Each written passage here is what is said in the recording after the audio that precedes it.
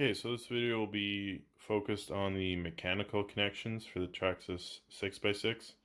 I connected it in three places, kind of an upper, a middle, and a lower connection. So the upper connection is just a piece of aluminum flat bar, which I drilled a hole in the back and got a longer screw.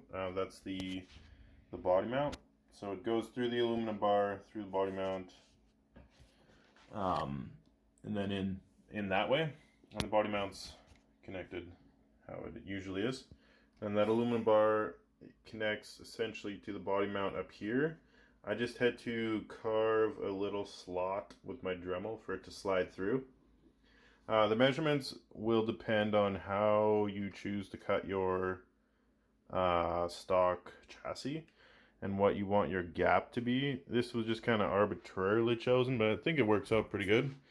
Looks pretty good. There's two slingers on here, mud slingers, and there's still a little bit of room in case you wanted an even bigger tire. But so yeah, the upper is super easy. The middle is kind of a hack job. It's a piece of angled aluminum, which I screwed in a few places to just like through the stock chassis with just whatever screws I had laying around. So that's not really great. And then the bumper mount I screwed in here. So honestly, it works, but it just kind of looks bad, I think. And then the bottom. Hey, the bottom is another piece of that aluminum flat bar. I think I bought 3 feet and it ended up taking almost that much. So I just bent it.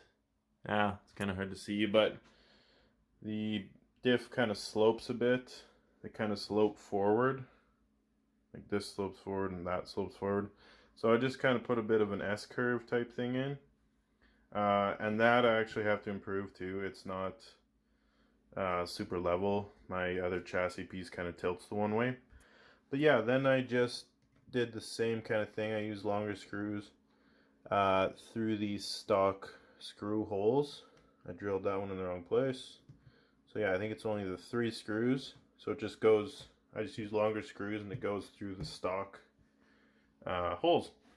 So it's kind of nice. You don't really have to drill much into the like lower bulkheads or whatever they're called. So mechanically it's not that hard to connect. And there you can see my drive shaft. So what I did for that, I think it's just a stock drive shaft. Or maybe it might be an axle. I honestly forget, whatever.